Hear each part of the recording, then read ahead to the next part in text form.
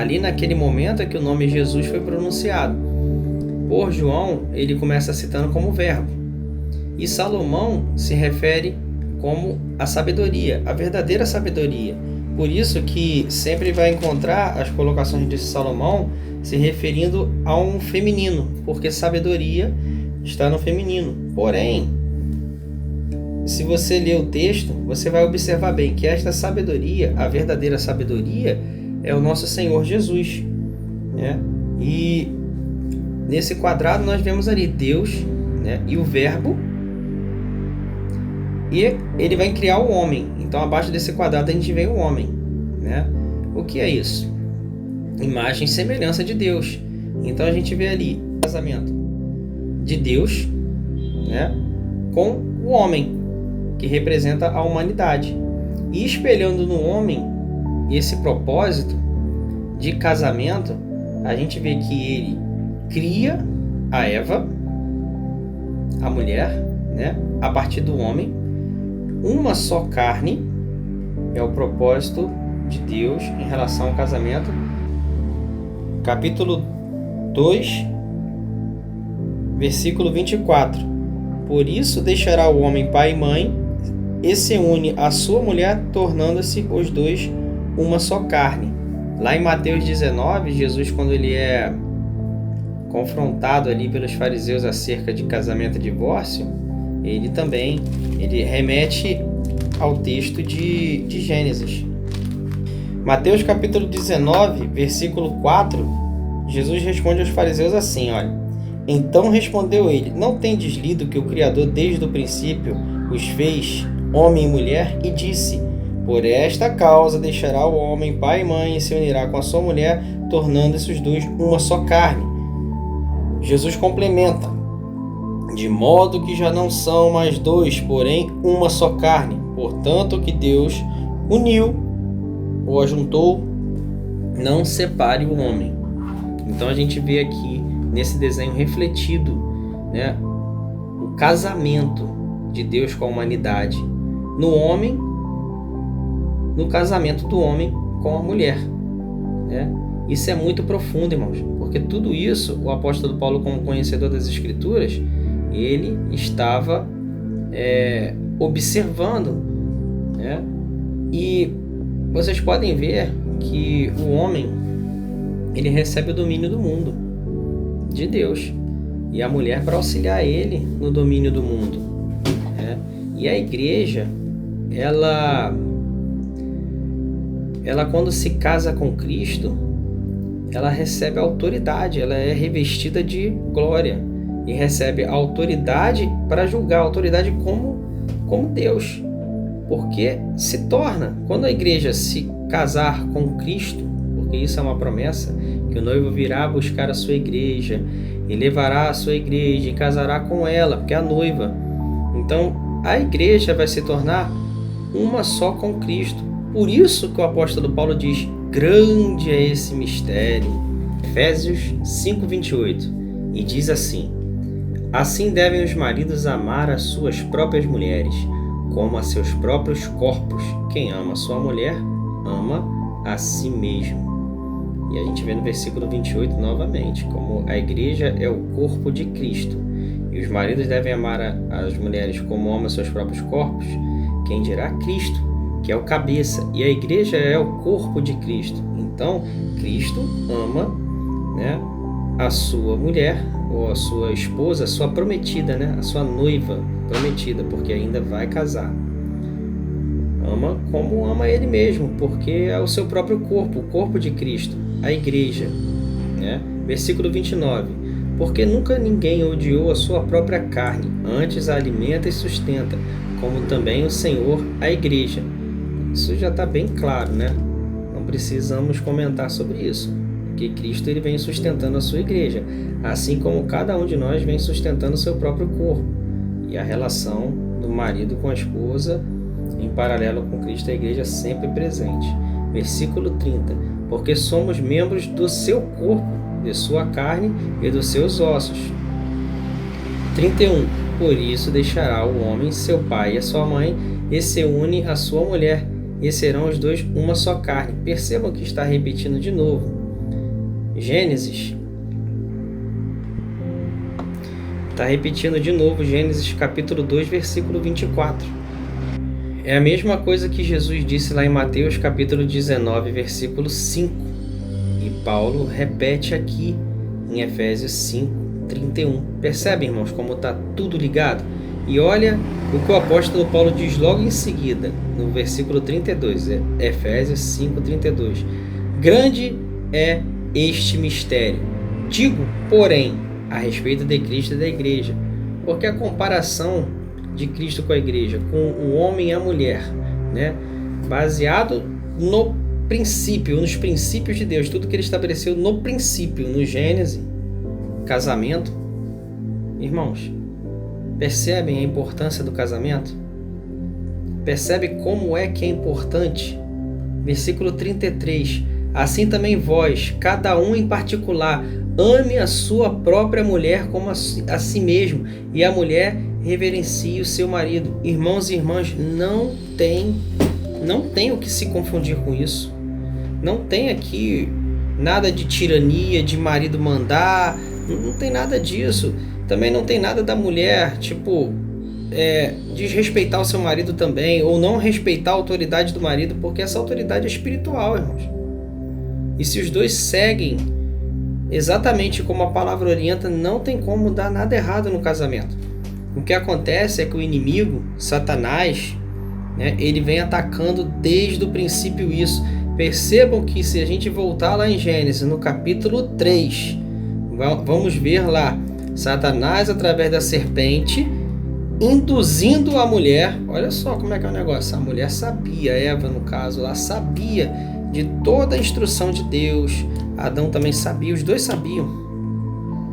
E a mulher deu vazão à voz da serpente. E a serpente ali enganou ela. Ela deveria ouvir o que Deus falou através de Adão, porque Deus falava com os dois ali. Mas Deus ele se volta diretamente para Adão. Quando acontece a queda, a mulher se deixa levar por isso, olha, só consequência ruim. E depois Adão ainda é conivente também. E acabam que os dois erram. Percebam que a repreensão de Deus vem sobre Adão primeiro. Ele vem chamando Adão. Por quê? Porque Adão é o cabeça. Então essa autoridade de cabeça ela deve ser respeitada. E a gente procurar tirar da nossa mente o que o mundo diz, o que o mundo está levando aos casamentos, né? As instruções erradas, da maneira que está sendo levado.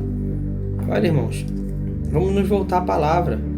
É muito preocupante até certos líderes espirituais como que têm orientado casais, como que têm orientado o casamento, quando orientam, porque está sendo muito deixado de lado algo tão importante, extremamente importante, né? Quando não orientam é muito ruim. Agora pior ainda é orientar errado. Então é necessário que a gente entenda isso. Isso é algo muito importante, algo extremamente importante, a ponto de a salvação do mundo ser comparada a isso.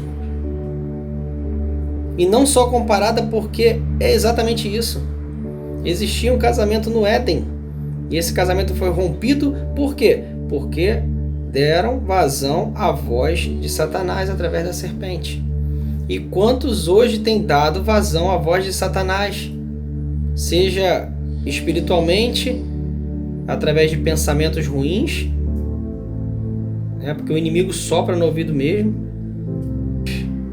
como também é alertado lá pelo apóstolo Pedro, 1 Pedro 5,8: sede sóbrios e vigiai, porque o diabo, vosso adversário, anda em derredor, bramando como um leão, buscando a quem possa tragar.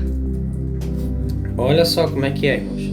No próprio Salmos 91 a gente vê essa figura da serpente no Éden, que enganou o homem e a mulher. O leão de que Pedro fala, sede sóbrios e vigiai. O leão anda rugindo furiosamente, buscando a quem possa tragar. Vamos observar o Salmos 91, a partir do versículo 11. Porque aos seus anjos dará ordens a teu respeito para que te guardem todos os teus caminhos. Versículo 12. Eles te sustentarão nas suas mãos para não tropeçares em alguma pedra. Versículo 13.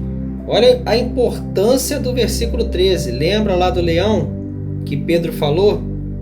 Para tomar cuidado, que anda rugindo, buscando quem possa tragar. Lembra da serpente no Éden? Astuta, que encontrou uma brecha e ali seduziu Eva, que enganou a Eva com palavras que a princípio pareciam palavras boas, mas que na verdade gerou consequências terríveis. E o leão também quer destruir. Olha o versículo 13. Pisarás o leão e a áspide, que é serpente ou cobra áspide.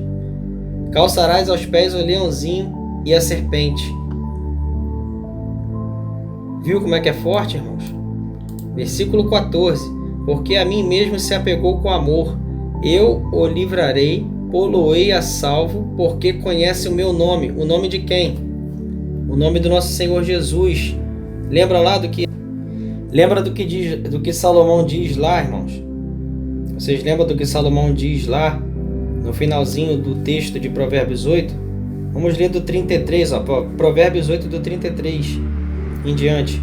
Ouve o ensino, sede sábios, e não o rejeiteis. Versículo 34. Feliz o homem que me dá ouvidos, velando dia a dia as minhas portas, esperando as ombreiras da minha entrada.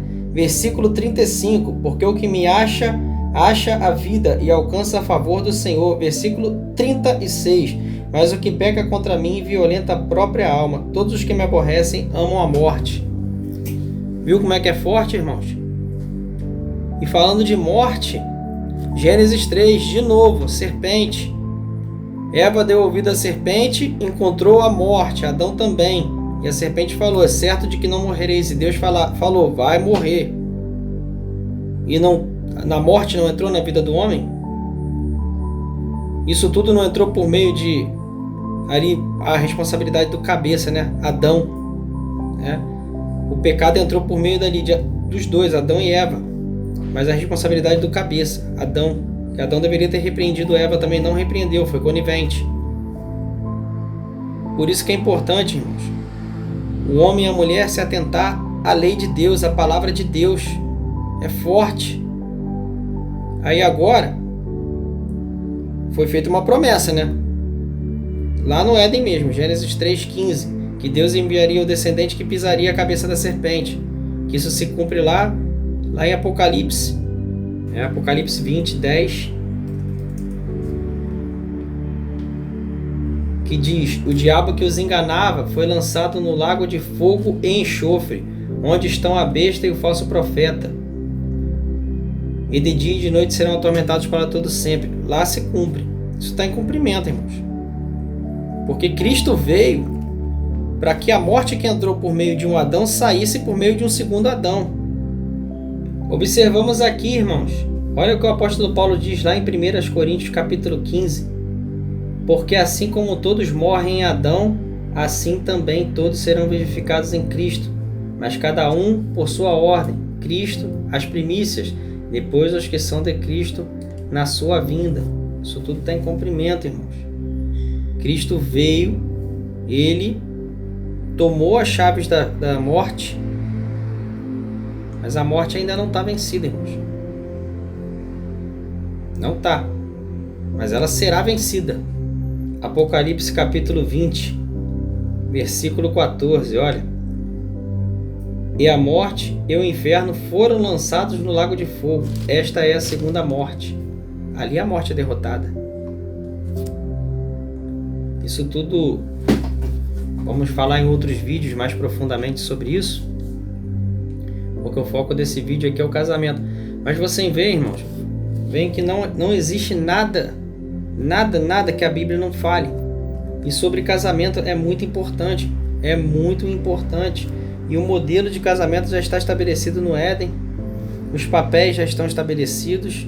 A instrução pela palavra nós temos. A palavra é palavra de vida. É palavra para o bem. Né? Mas a serpente está por aí, irmãos. O leão está bramando, buscando a quem possa tragar. Por isso devemos nos voltar cada vez mais à palavra de Deus, que é importante, é muito importante, é alimento para a nossa alma, é vida, para estarmos preparados contra as astutas ciladas do inimigo. Devemos nos revestir e buscar instrução na palavra. E que Deus possa, irmãos, abençoar todos os casamentos, possa abençoar todos os irmãos e irmãs, que tanto homens quanto mulheres, quanto maridos, quanto esposas, se voltem cada vez mais à palavra de Deus.